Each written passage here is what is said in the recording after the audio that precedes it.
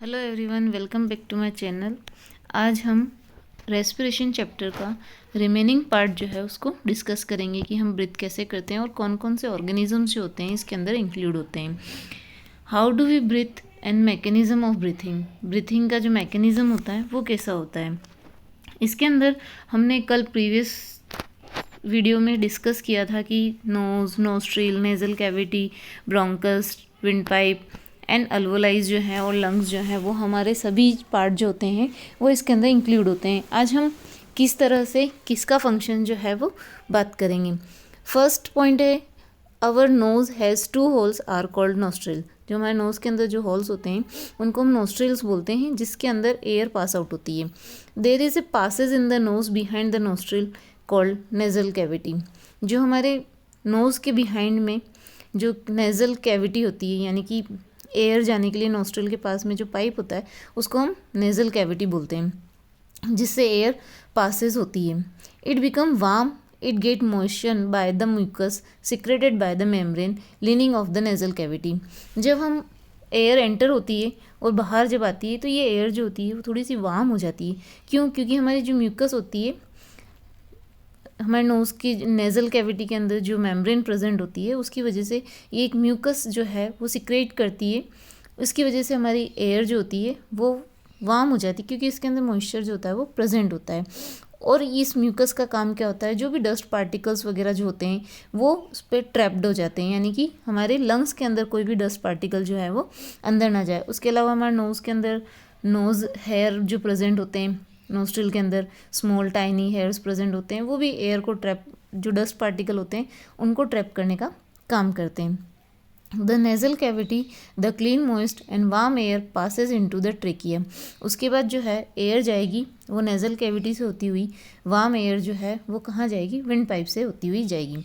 The trachea branches into 2 thinner tubes called bronchi that enter the lungs. उसके बाद जो trachea है वो आगे जाने के बाद विंड पाइप के आगे के पार्ट में ये 2 पार्ट में डिवाइड हो जाता है। जो थिनियर ट्यूब्स होती है उन वो ब्रोंकाई होती है, उनके अंदर ट्यूब के अंदर डिवाइड हो जाता है और वो लंग्स के अंदर एंटर करती है।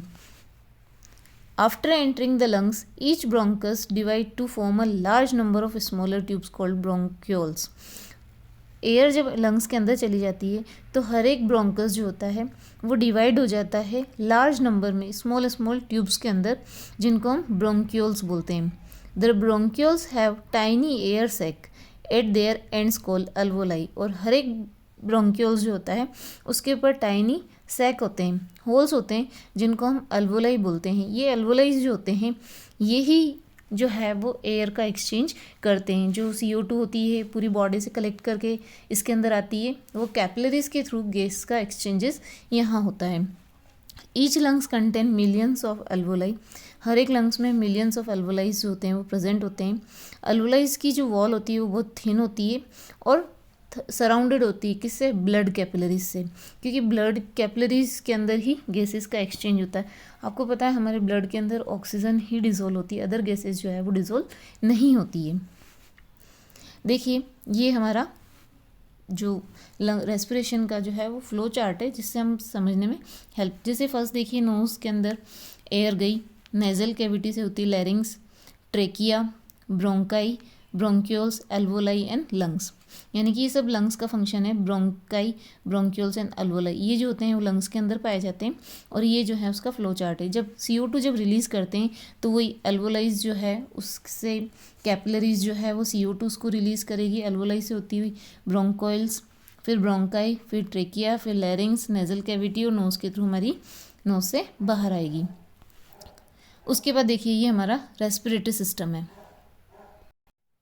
ये ह्यूमन रेस्पिरेटरी सिस्टम है, जिसमें आपको दिख रहा है नोज़ और नोस्ट्रिल, उसके बाद नेज़ल कैविटी दिखाई दे रही है, उसके बाद आपको लैरिंग्स जो जस्ट विंड पाइप के ऊपर है, उसके बाद हमारे ब्रोंकस जो दिख रहे हैं, ठीक है, दोनों राइट एंड लेफ्ट। लंग्स जो हैं वो आपको दिख रही है, आउटर पार्ट में आपको रिबकेज दिख रही है, और ब्रोंक्यूल्स और अल्वोलाइज जो है वो आपको दिखाई दे रहे हैं। कुछ इसी तरह का हमारा रेस्पिरेटरी सिस्टम जो होता है वो होता है। उसके अंदर आपको छोटे छोटे सैक लाइक स्ट्रक्चर दिख रहे हैं, ये जो होते हैं वो अल्वोलाइज होते हैं।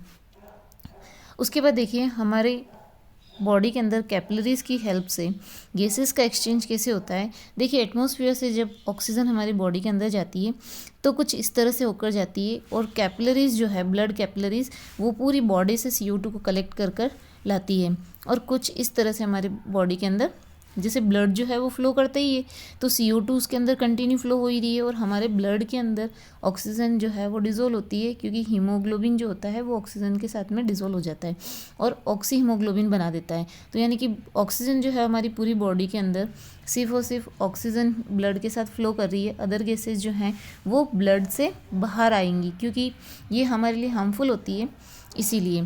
तो जब एटमॉस्फेयर से ऑक्सीजन एंटर करती है तो वो हमारी ब्लड कैपिलरीज के अंदर डिज़ोल्व हो जाती है, और जो हार्मफुल गैसेज है वो वापस एल्वोलाइज की हेल्प से हमारे लंग्स के थ्रू बॉडी से बाहर हो जाती है। अगर आपको ये वीडियो अच्छा लगा, please like, share and subscribe. Thank you. Have a nice day.